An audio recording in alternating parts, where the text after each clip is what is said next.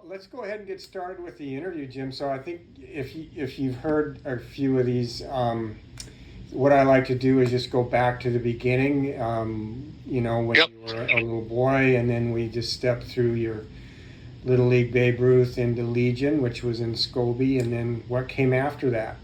So Oh, okay.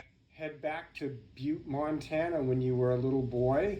And do you remember what your first memories of baseball were in Butte? I know you come from a baseball family. Yeah. Yeah, I do. Actually, we were just talking about this not too long ago.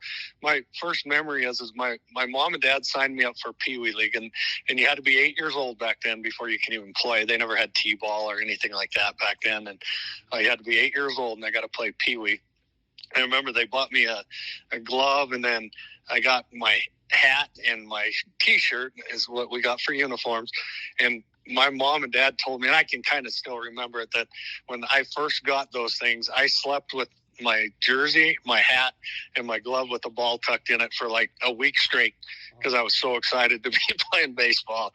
I loved it from the minute I ever even started playing it, and all the way to this day, I just loved it. That's awesome. Yeah. Do you remember who your coaches were in Pee Wee and Little League and Babe Ruth? I went to college at Montana Tech. I was there for 3 years, so I know some names in Butte. Who were your coaches, if you can remember them, from Pee Wee and Little League, and then up into Babe Ruth? I don't remember who my Pee Wee coach was for sure. I remember my dad kind of helped out with it a little bit, but he umpired a lot. I remember when I hit my very first home run, I was 8 years old, and he was umpiring, and I think it was just one of them deals. I just closed my eyes and swung because it was like the fastest pitcher in the league, and I just kind of closed my eyes and swung, and it went right down the right field line, and it was kind of debatable on whether it was a fair ball or foul ball, and obviously my dad's umpiring, these points fair ball, and I just remember everybody going nuts. It was just the craziest thing that I hit one over the fence as an 8-year-old, because that just didn't happen. We played on a little tiny field, so it's not like it's impossible to do it, but I just remember that as one of my memories clear back when I was 8 years old. And then when I was 9, I actually hit quite a few home runs, so I got quite a bit better at it, and I think he started coaching me a little bit more when I was 9, and when I was 8, I can't remember who my coach was for sure. And then I remember I got picked up at the end of my 9-year-old year. After our season was over with Pee Wee, you could go up and play on the majors team, which is the 10, 11, and 12-year-olds. And I got picked up at the end of the year for like city tournament and like their league tournament. So I got a chance to go do that. And each of the 6 teams in the majors could pick up one kid at the end of the year. That was kind of the rule, and I was fortunate enough to get picked up on Butte Police, and I'll never forget that because we won the city, not the city championship. We won the league championship every year that I played on Butte Police when I was 9, 10, 11, and 12. And then one of the years we played for the city championship, and I can't remember what year that was. I think it was when I was 10. So it was a really good team to get brought up on, and I was really excited about that. And it was a guy named Greg Ireland was the head coach, and Kent Weber was the assistant coach. And then Kent stayed for 1 year, and then the next year it was Dave McGinnis. I don't know if you know him at all. He managed like the Napa store here for a long time, and he was a great guy. And yeah. Sorry, Jim. Go ahead. Sorry, I interrupted you. Did you play organized Little League, like in the tournament to go to like Williamsport, or was it just a local city league?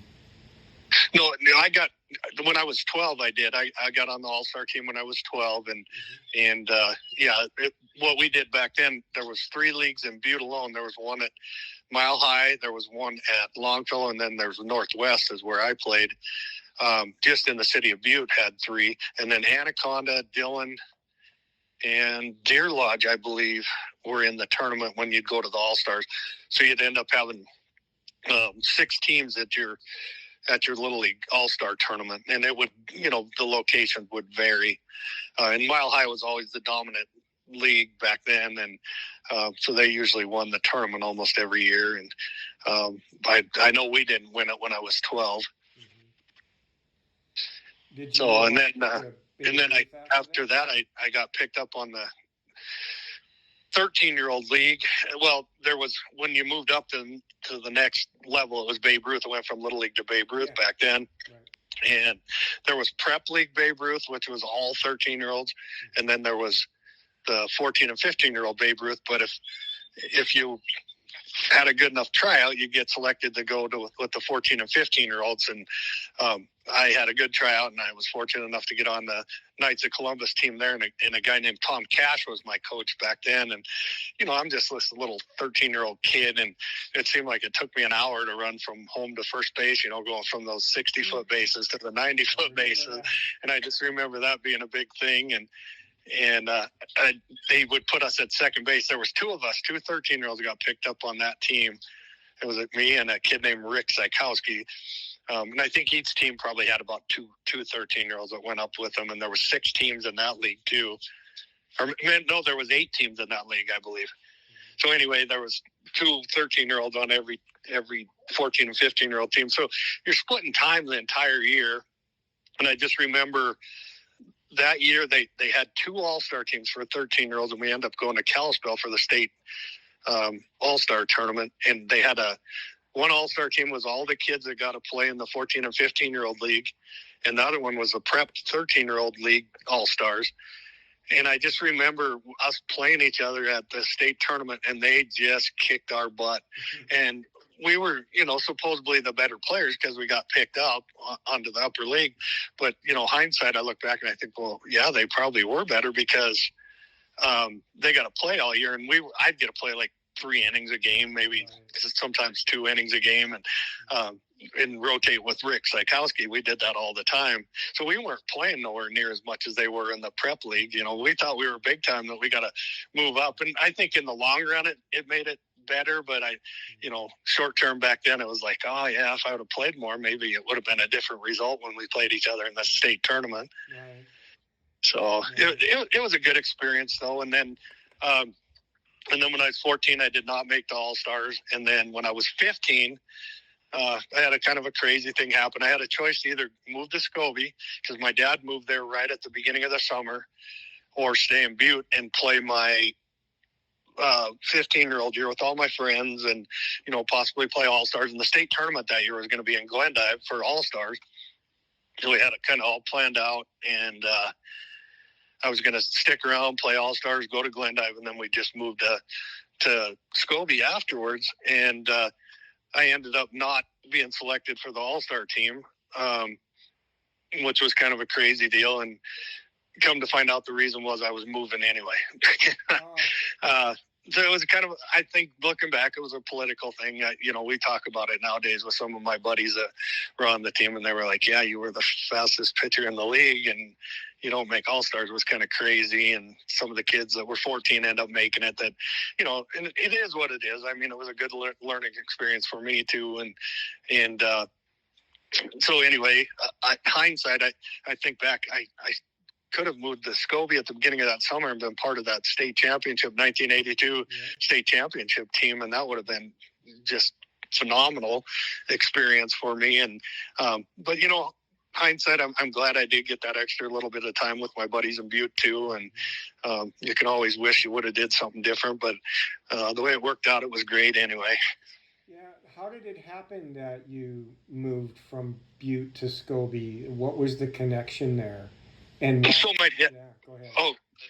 So my dad was a mechanic at the mine here, at the original garage at the mine for the Anaconda Company, and they closed the doors in 1982. So he lost his job, and he was doing a lot of auto body work on the side, like painting cars and doing some stuff like that. And he and a really good friend of his named Steve Perusich, they ended up finding an auto body shop, which was Scobey Auto Body, and Ralph Shield owned it back then, and it was for sale in the newspaper, and they put together a deal and ended up buying it, and came back after that was all said and done, and they went and met with Ralph and everything. And when they came back, they told us we were moving to Scobey, and I said, where? I was just shocked. I had no idea where it was even at or even heard of it before.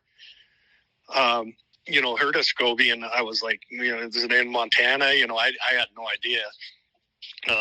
So, obviously me, I was a freshman. Back then, your freshman was still junior high in Butte. So I was in junior high. I was just going to go to high school, and I would have went to Butte High School. And I was all excited to go do that. And then I get the bombshell dropped on me that we were moving. And, I was heartbroken at first. And when we first, when my dad first moved up there, he was up there by himself for a little while. And we stayed here to kind of finish out baseball and do some things like that before my mom and my brothers and I moved up there. And then once we got up there, I met some friends, pretty early.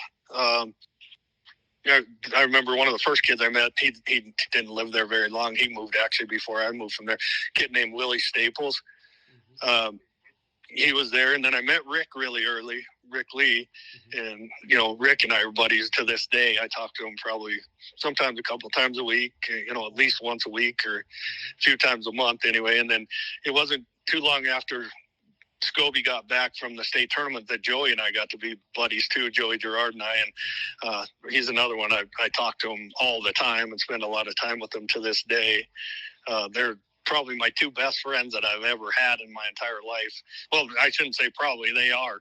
I've kept in touch with them for all these years, and they've been my two best friends, forever. So I did meet some lifelong friends from moving up there, and it was great. And, I was kind of nervous when we first moved up there, like anybody would be. You don't know what to expect or how people are going to treat you, or, if you're an outcast or whatever. And it was kind of strange. I knew that me playing sports was definitely going to help, me get integrated into the community, because I played football and I played basketball and I played baseball, so I knew that was going to help for sure. And it was shortly after I got up there,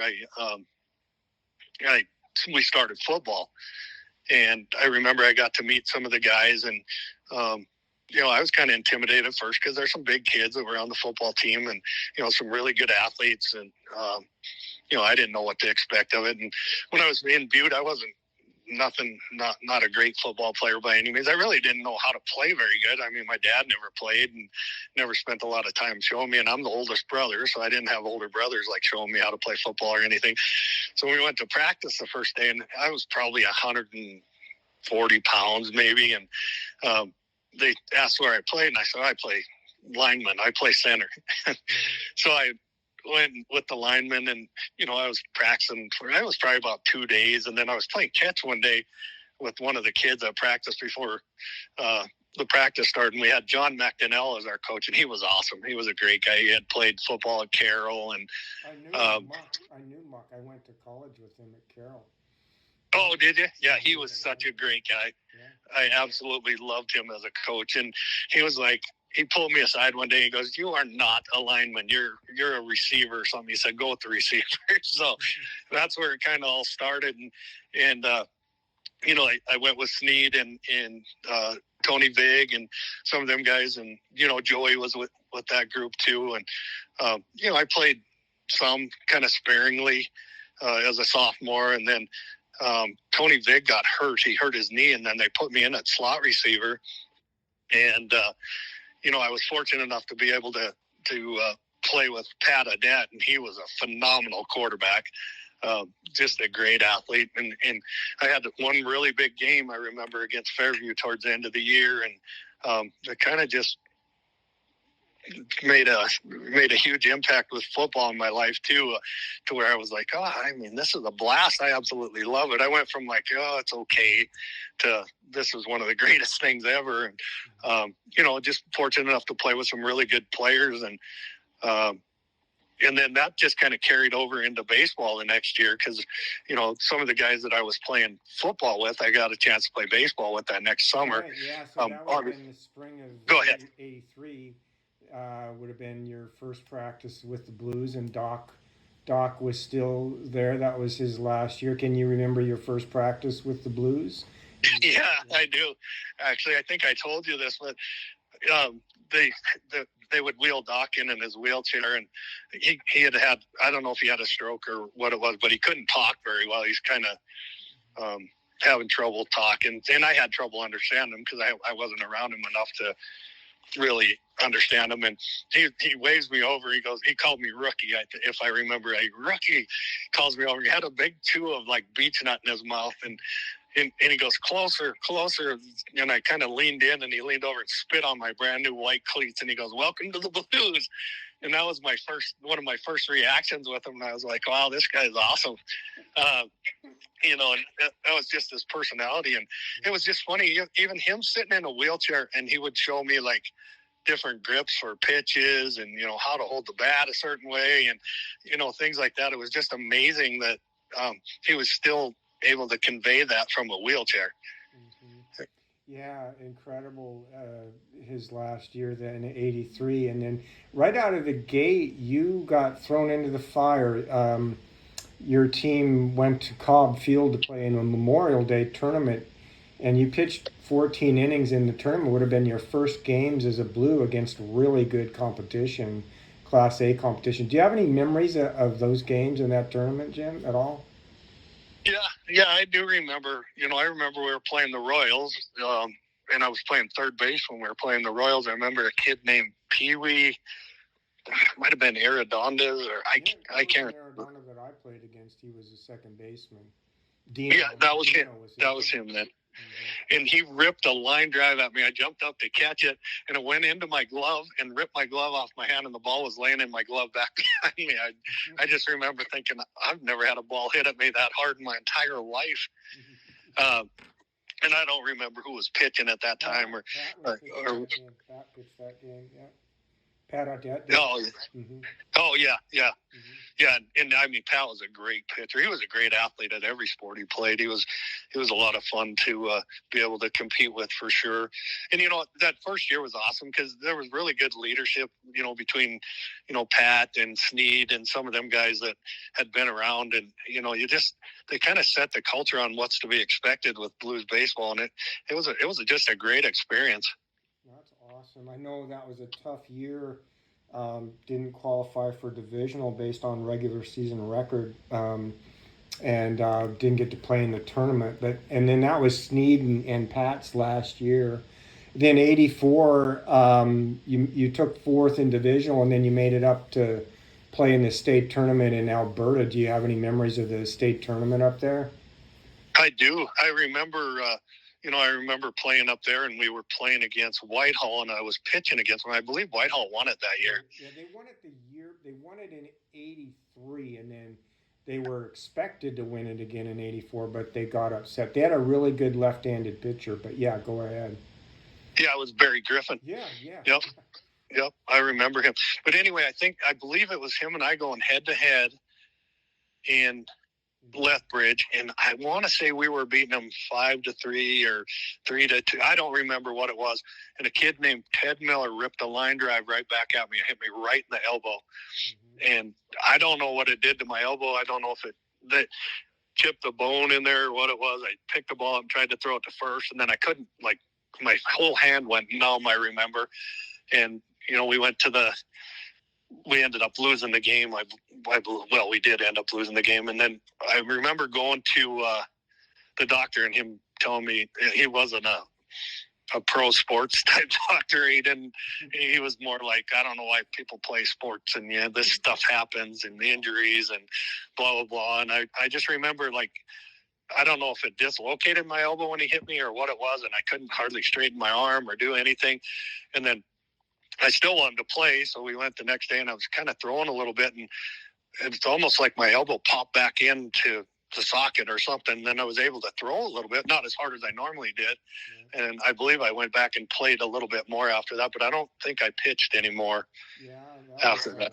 Yeah, that was tough because Mike Rowland had gotten injured. The last pitch he threw at divisional, and he pitched a one-hitter, but he tore something, and he couldn't pitch, and you and Mike were two of your best, and Tony Vigliotti pitched too, but that really hurt you in the tournament with both you and Mike not being able to pitch. Tony won a game, But that was it for '84 up there in Lethbridge.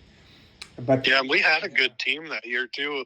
You had Mikey Tryon, and Tony Vig was a great pitcher, a great player. Joey was a great player. That was Joey's last year too, because he was too old to play after his senior year. He graduated with me in '85.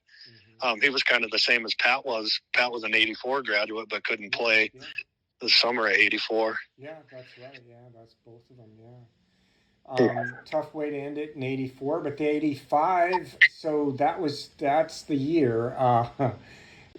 So in divisional, do you recall the divisional tournament, Jim? I think it was in Laurel. And yeah, go ahead. I do. I remember we did not make it out of the divisional, but we were hosting state, so we knew we were going to get a play in state regardless. And I don't know if that was a determinant factor on how we played at the tournament. It could very well have been. I know it would never be, any of the coaches or the players' attitude that's how it was going to go. Well, we're going to go on anyway, because obviously the culture of the Blues was always, you want to win without a doubt. You don't want to just have something given to you.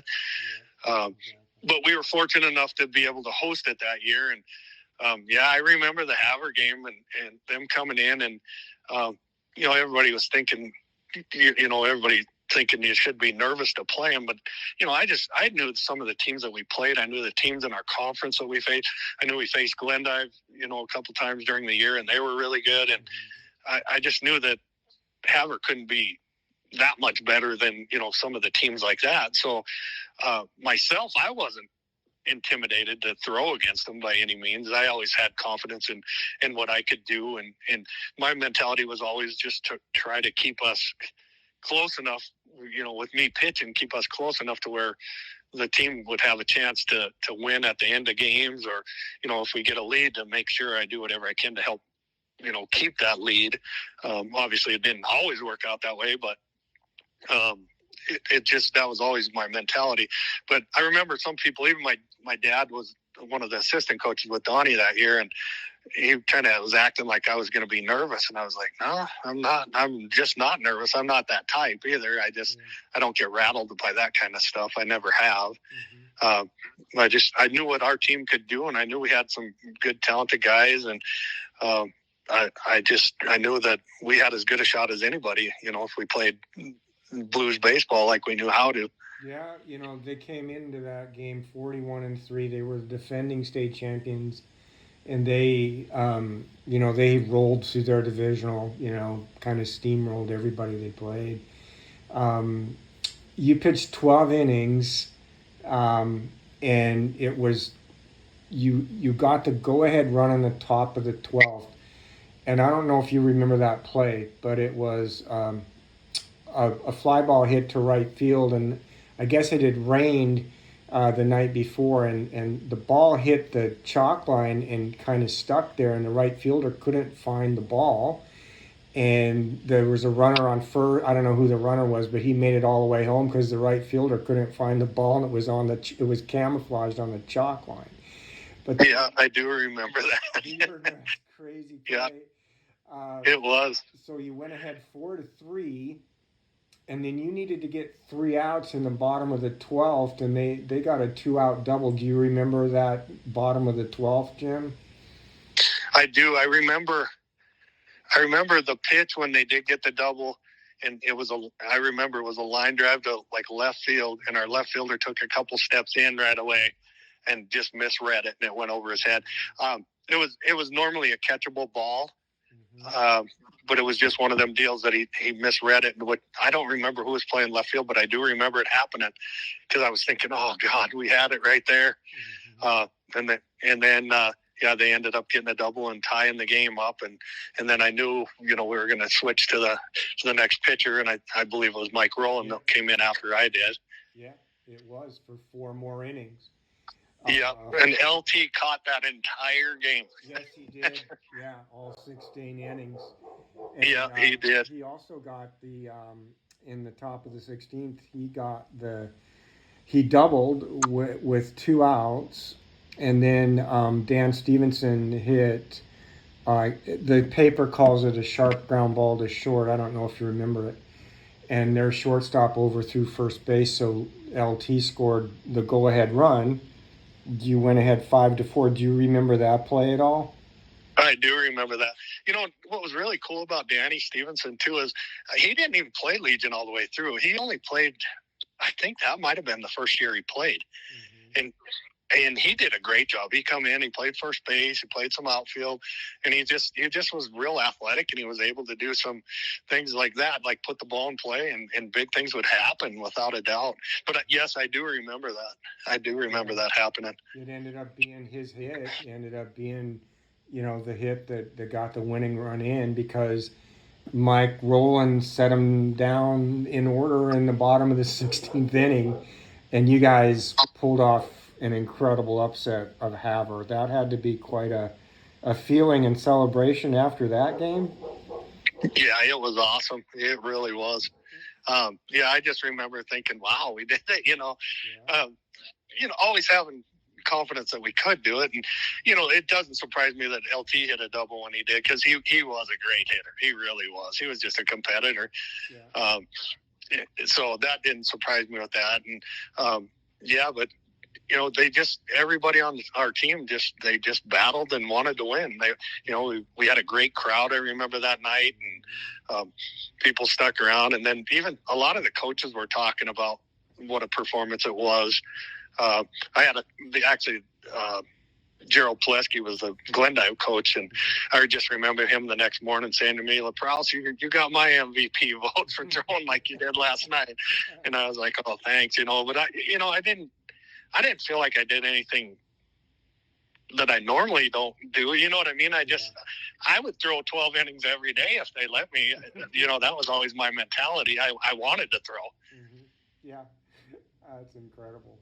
Do you remember what Coach Lechwald said to you before that game?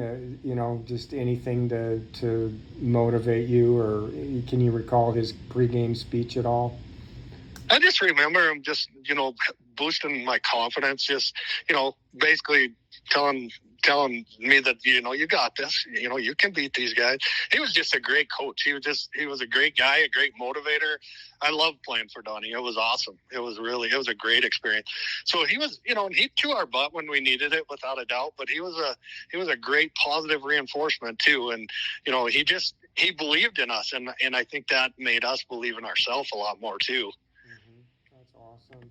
Yeah, then the next game, so Mike Rowland threw, so you had exhausted your inning limit, and then Mike Rowland had pitched 4, so he had, I guess, 8 innings left. But the next night, you mercy ruled the Billings Cardinals 13-1. Do you remember that game? Yeah, I do remember that one. I think that the Havre game really boosted our confidence a ton. Mm-hmm. And I think that's, we just came out kind of on fire that next day. I think, when we seen that we could beat a team that come in, 46-3 or 41-3, whatever they were, I think that boosted everybody's confidence that, hey, we can win this thing. We really can. Yeah. But then you ran into Glendive in your third game. They ended up winning it. And I know that you mentioned they had a good team. And you and Mike were out of innings, and they got the best of that. Do you have any memories of the Glendive game? Yeah, I do. The one thing I remember, it had to have been in the Cardinals game. I remember I went into third base, and Donnie told me to get down, and I got down late, and I rolled my ankle on the third base bag. My cleat hooked it, and I just kept going, and it just trashed my ankle, I remember. And then I couldn't hardly walk, but I was able to finish that game, I remember, just because, it hasn't swollen enough yet, and you're still moving around and hasn't had that chance to do that. And I just remember that the next day I could not play shortstop. I iced it and elevated, did whatever I could to try to walk on. I was able to walk on it. I could play first base. And I just remember I could not play shortstop, and that's where I normally played. And I remember I had a great year defensively at shortstop, and I hardly had any errors at shortstop. And I think whoever replaced me had a few errors that game against Glendive, and it just kind of made it tough to come back from. Yeah. And then and the next game was against Lethbridge, and I think you tried to pitch that game, even though you were. Oh, yeah, and they flat shelled me. I just remember I couldn't push off, so like I didn't have the movement on my ball like I normally did, and I just I couldn't really use my lower half because my ankle was big as a beach ball about, and then I tried, and then I thought, okay, I'll throw more curveballs, and they weren't breaking like they normally did, and I just tried whatever I could to try to keep them off balance, and there was absolutely nothing. I just remember that's the worst I got shelled. That was my last outing as a Blues, and it's the worst I got hit, and it's the worst that I performed as a pitcher, I felt, that game. And it was a tough way to go out, but I mean, it's part of sports. I mean, guys get hurt, and that's the kind of stuff that happens. Yeah, but I mean, Jim, you pitched 12 innings 2 days before, and you were injured, and I'd remember that Havre game. That's amazing. That you came in and took third place in the tournament, and you were knocking on the door to qualify for the regionals if you just could have won one of those last 2 games. An amazing third place performance by the team after not even qualifying as host to get in. Incredible story, really. I mean, I'm sure the team had to be pretty. I know, of course, everyone had to be disappointed for not, getting in the championship game and going to regionals. But, I mean, you had to feel pretty good about taking third. Did the team feel good about that, or did you want more? I think you always want more. All of us did. We always wanted to win the state championship without a doubt. And, the years that I was there, the 3 years that I had the chance to be part of the Blues, I mean, every year we had enough talent, in my opinion, to win state championships. And it just didn't work out that way for us. In that last year, it being my last year, I would have loved to have had a chance to win a state championship. And yeah, we were knocking right on the door, and, the guys had great attitudes about it.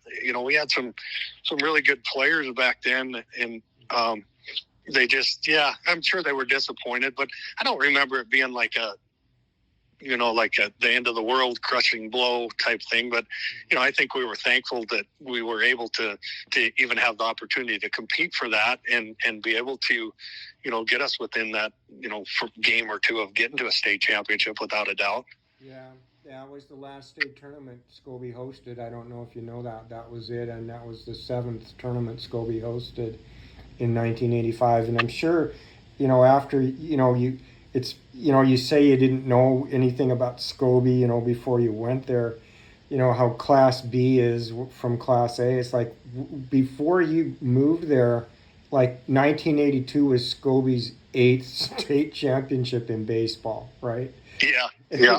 I'm sure when you met Rick Lee, he let you know how much Scobey loved baseball, right? Oh, absolutely.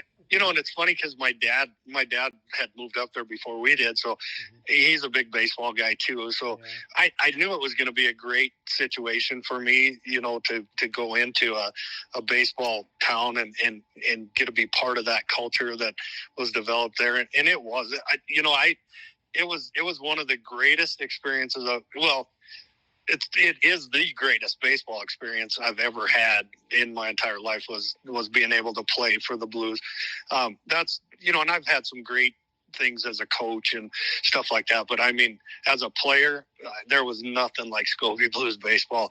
I can remember things, and it isn't always about the games that you remember. It's just hanging out with your buddies and the bus rides and the motels. And, we stayed at the dorms at MSU Billings the one year, which would be Eastern back then. It's just stuff like that I'll never forget. And the friendships I've made, and, the opportunity that I had to play with some of the guys that were just phenomenal athletes. And it was one of the greatest experiences of my life, without a doubt. Well, hope that, it's funny that you say that, because Randy Peterson, who was from Plentywood, said exactly the same thing you just said about when he came to play for the Blues in 1982. Just the year, the last year they won the state championship, said the same thing, just something about Blues baseball and the kids and the coaching with Doc and Don Leckfall that just made it special. I know all the best memories I have in my life are playing baseball in Scobey in the summer. Yeah. What happened after 1985? I know that you've had quite a coaching career, but what happened after Scobey in 1985 with your life in baseball, Jim? So in '85, I got done, and then I signed a letter of intent to play football and baseball at Bismarck Junior College back then. Yeah. And then as time kind of got closer, I don't know if I got cold feet or just decided I wasn't ready to go yet. I decided not to go. I kind of backed out on the deal and did not go. It was actually Coach Mac Donnell that got me the chance to go play at Bismarck Junior College for football. And I'd had a little bit of interest here and there with baseball stuff, and I was kind of set on I wanted to go somewhere where I could do both. So a guy named Brent Tisher was the head coach there, and he was buddies with Coach McDonnell. And this was after Coach McDonnell was gone. It was a year after he was gone. He still reached out to him and said, hey, take a look at this kid, blah, blah, blah. And he reached out to me, and I went and visited and thought, okay, that'd be cool to play both baseball and football. And then I backed out. So then it was the following summer I played some, I don't know if you remember, Joe, how they had they're like the tournaments like in Glasgow. The Glasgow Golden Gloves had a team, and, Wolf Point had a team of baseball players. It was like just almost like a softball league, but it was baseball. Yeah. And anyway, I was playing Coach Neubauer. Mike Neubauer picked me up to play with those guys out of Wolf Point, and I played with some Glendive guys, and we played in a couple of those tournaments like that. And a couple of buddies of mine that I had played with, played against, that were from Glendive, Brent Deagle and Todd Glosser. Yeah. They were both going to go to Treasure Valley, and they had reached out to the coach and said, hey, you want to look at this kid and maybe pick him up? Well, they reached out to me, and I decided to go to Treasure Valley. So that would have been the 86-87 season. I decided to go down and go with them guys and go to Treasure Valley. And that was a good experience too. I didn't take it as serious as what I needed to. I was still kind of in the party mode and just had a good time and didn't spend time in school like I needed to. So that opportunity only lasted a year. So, and then I started, I got married a couple of years later and, had my kids, and I worked at the mine for a few years and did some different jobs and around Butte, and I lived in Elko, Nevada for a while and kind of bounced around, did some different things. And then I decided when I was like 30, I think I was 31 or 32, I decided I was going to go back and finish my teaching degree. So I did, and I graduated in my late 30s, like probably 36, 37. I graduated with a teaching degree in industrial arts. I drove back and forth to Dillon every day.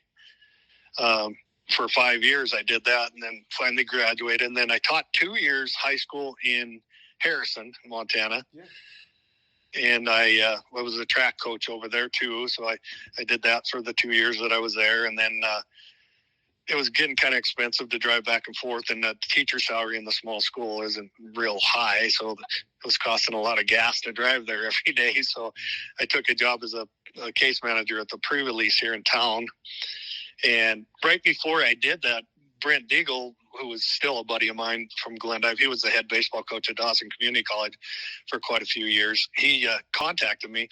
Going back, let me backtrack just a little bit. When I had coached Legion baseball while I was going to college. Mm-hmm. I was coaching Legion baseball. I was the head muckers coach. I did that for 4 years. 4 years, I think. And then I had a couple guys approach me and say, hey, we're going to do a club softball team at Montana Tech. Would you be interested in coaching it? And I was like, I don't know. I mean, I've never coached girls before. I mean, I have a daughter, and I worked with her and did that type of stuff, and she played and everything. But I said I don't know a lot about it. So I thought, I'll give it a try. So then I did that, and I just fell in love with that sport. That was so fun to coach. And then, I got done teaching at Harrison. Brent Deagle called me up because he knew I was doing the club softball at Tech. He said, hey, the head softball job's open at Dawson at the college in Glendive. And I looked into it, and there was no teaching job with it, and it paid like $16,000 a year or something. I said, there's no way I could do that. And he goes, well, you can maybe get another job in the community. I said, yeah, my wife will send me packing if I even think of doing something like that. So I kind of backed out on it. And then the very next year, he called me up again, and he says, hey, there is a teaching job open. There's going to be a welding teaching job open, and that job's open again. And I put in for it, and I ended up getting it. And then I spent 12 years up there, 10 seasons. So, 11 years. It would have been 11 years. So it was 10 seasons. And when I first started there, it was in shambles. The program was in shambles. They had lost the coach from before, and they had like 13 sophomore girls quit, and it was a mess when I first got in there. And then I just said, okay, I'm up for the challenge. And the first year, I got the job in June. I had to have a team by August, and I only had like 5 returning girls. So I got a few girls that come in, and I was like, all right, we'll see what we can do. And we weren't very good at all. It was frustrating. I think we ended up like 11-22 or something on the season. And the funny thing is, in the conference, there was only 2 teams in the Mondac conference, or 3. It was Dakota College of Botano, Wapton, North Dakota College of Science, and then Dawson. That was the 3 teams in the Mondac, and we ended up taking second, so we just placed above Botano. So I was like, all right, at least it's a second place finish.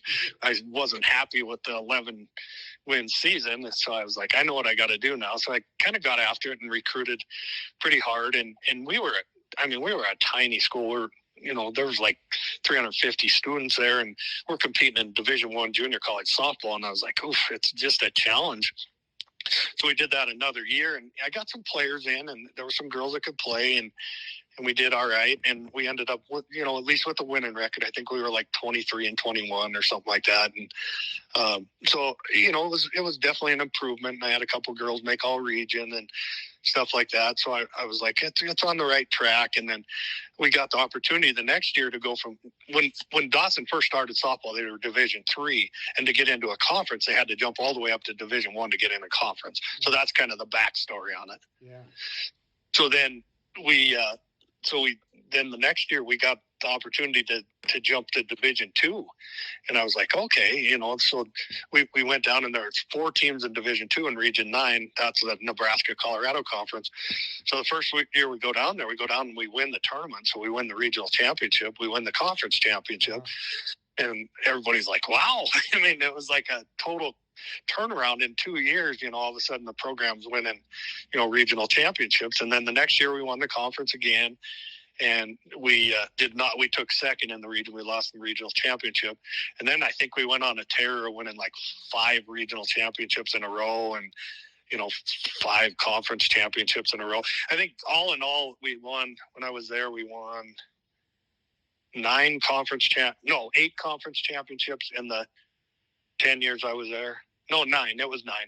Wow. No, 8. It was 8. Okay, so it was 8 conference championships and 6 regional championships in the years I was there. So it was a great experience. And then in the summer, I would coach with Deagle. Brent Deagle was the Legion coach there at that time. Oh, yeah, okay. So in the summer, I just continued to do that with him, and I enjoyed the heck out of that too. That was a good time, and I learned a lot of stuff from him. As a baseball coach, he'd been around a long time and been a college coach, and I learned some little tips and tricks from him, and it was a great time doing that too. So I never did really fall too far away from baseball. Mm-hmm. Mm-hmm. And I stayed fresh with it and softball. Oakley quit. Sorry, my dog's barking. So yeah, and then it got to be, I think I got through the COVID year. They canceled the season that year. It was kind of tough, and I went the next year, and we were picked to win the regional again. And I had just a dominating team. My pitcher was, 2 years earlier was an All-American, and she's out of Helena, Montana. I'm thinking, we're just gonna. We rolled through the season. Miles City was a good competition for us, but we beat them, for conference, and we end up winning the conference again. And we get to the regional tournament, and she tore a nerve in her forearm and couldn't grip a softball. Oh, no. And we ended up taking third. We got beat by a Michigan team too that year, and it was devastating, because that was the year I thought, we have a chance to win this whole thing. We had never won the super regional championship, which is the next level. We've played in the championship every year of it, but we never did win it. it's the best 2 out of 3 out of with the team from Iowa every year. Mm-hmm. And we ended up beating them the first game when she was a freshman, and then lost the next 2. And then I'm thinking because she got a COVID year, so she's back for her 3rd year. And I'm thinking, oh my God, we got it this year. And yeah, when she got hurt, I was like, oh no. But that's life, and injuries, and especially in the postseason. That's an incredible story, Jim, of how you kind of got away from the sport for a while. You coached Legion with the Muckers, but then getting your degree and going back and getting that opportunity, then winning all of those championships. That's incredible. I mean, of course, I knew about that, but I didn't really know the backstory for it. And then you went back to Butte, and then you started coaching the Miners, right, Jim?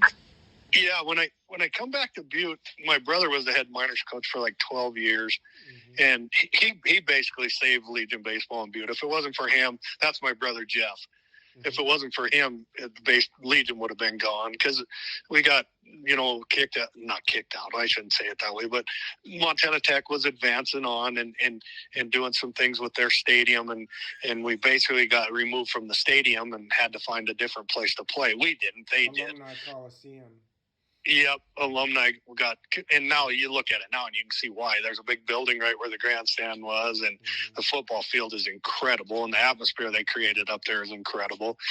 But they got moved out to Copper Mountain, which is a new park. And when I was a kid, it was a dump out there, and they capped the dump and put a really nice complex out there. But they were playing on like a Babe Ruth field, and it wasn't nothing special by any means. And you're playing the Scarlets and Royals and teams like that, and on that field, it was kind of tough. It was a tough situation, but when he kept it alive, there was a bunch of 14-year-old kids, and they were playing against the Scarlets and Royals and Helena and all them, with a bunch of 14 and 15-year-old kids, because that's who stuck it out and wanted to play, and they were just getting annihilated. But he kept their spirits up, and each year it got better and better, and then we started looking at numbers and evaluating.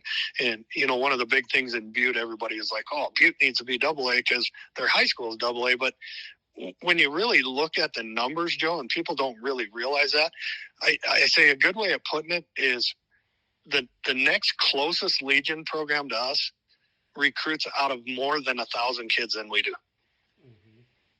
Because, I always say, okay, well, and then they'll say, oh, you compete fine in football and basketball and stuff like that in AA. I said, yeah, because we're not playing a co-op of Helena High and Helena Capital. Mm-hmm. If we played Helena High, Helena Capital co-op in football, they would kill us.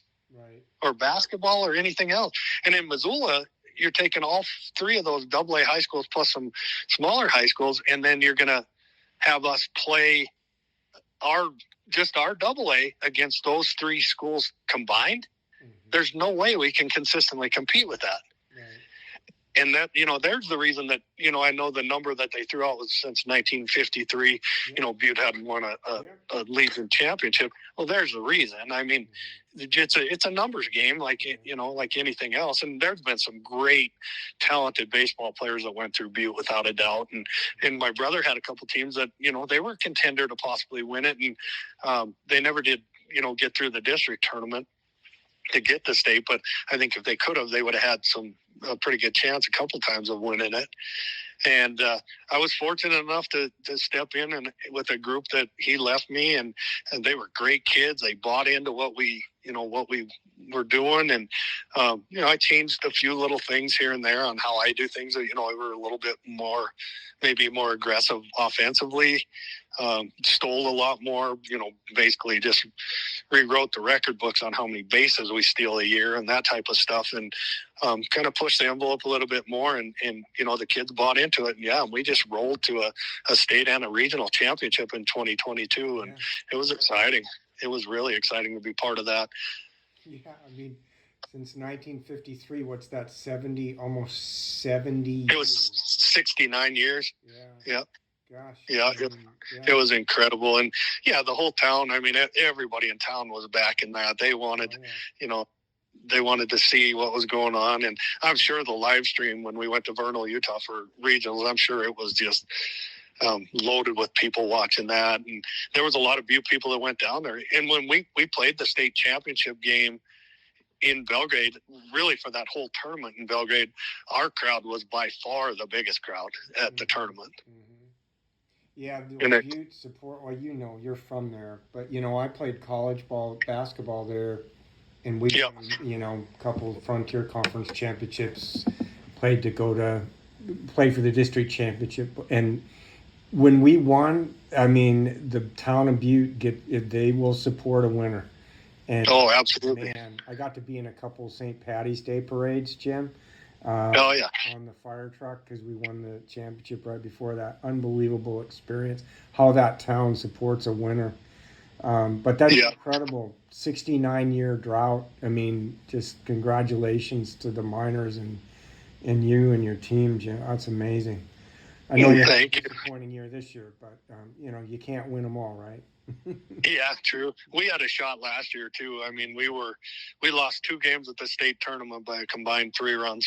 Oh, we lost to Glacier 1-0. We made an error in the first inning, and it stood the entire game. We lost 1-0 to Glacier to start the tournament last year, and then we were beating Laurel the entire game, and we had a couple errors, and they scored a couple runs and beat us I want to say 6-4. So. I mean, we were right there again last year. Hey, one thing I wanted to ask you, Jim. So we're done with your career now. I played for the Blues from 76 to 79. In 1979, we played the State A tournament at Alumni Coliseum in Butte. You would have been 12 years old. I wonder, did you make it to any of the games? Butte was in the tournament. But I might have. It would depend on when it was, because a lot of times August. We would. Yeah, it was in August. Yeah. Yeah, I don't remember going up and watching it. No. Mm-hmm.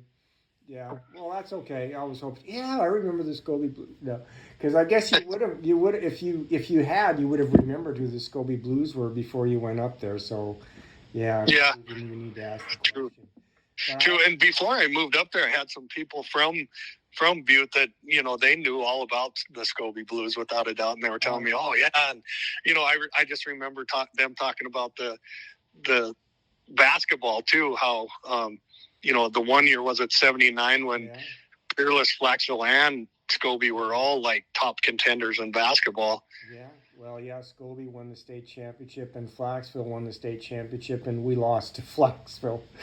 Yeah, I remember that, yeah. All in Daniels County, yeah. If 4 Buttes had a high school, they probably would have been in it, too, that year. Yeah, or Maddock, yeah. The Mustangs, yeah. So one question I always end with, Jim, is what's your favorite Major League Baseball team? I've always been a Los Angeles Dodgers fan. I was a huge Tommy Lasorda fan. So I was always a Dodgers fan. Yeah, he was great. I remember him. He was so enthusiastic, when he coached. I remember that. He was always talking. And they had him mic'd up one game. I remember that. And my God, he never stopped talking. Oh, yeah. Yeah, they probably regretted that when they hear some of the stuff come out of his mouth.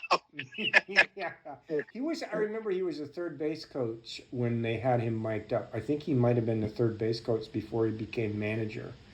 I don't know, but yeah, I think I remember him being third base coach. But yeah, Dodgers, yeah, good team, good team to pick. Yeah, I was kind of heartbroken. I was a big Corey Seager fan, and then when he moved, I was really heartbroken. I was a Justin Turner fan too. So yeah, well, that's how it is in the major leagues now. Don't get attached to anyone. I know it's hard. Yeah. Well, Jim, thanks for giving me this time. It's been awesome to hear your baseball story. I knew that you had the passion for the game. Coming up to Scobey, and then knowing about your career, what came afterwards. So I always like to talk to people who I know have a passion for the sport. So thanks for sharing your story with me tonight. Oh, you bet. Thanks for doing this whole thing. I mean, it's awesome. I look forward all the time to reading what you write next on the website, and it's awesome that you're doing this and capturing all the memories and just keeping that culture of Scobey Blues baseball alive. It's just there's nothing like it in the entire world. I know that. So I'm thank you for doing that. You're welcome, Jim. Yeah, so stay tuned. 1984 is the next year I'm writing. So Yeah. Yep, that's up next. So hey, Jim, have a nice evening, and hey, get your dog under control there, will you? Yeah, I will. Every time somebody even walks by out front, they're barking at him. My dog's been barking too. Have a great night, Jim. Take care. All right, you too, Joe. Thank you. Bye bye.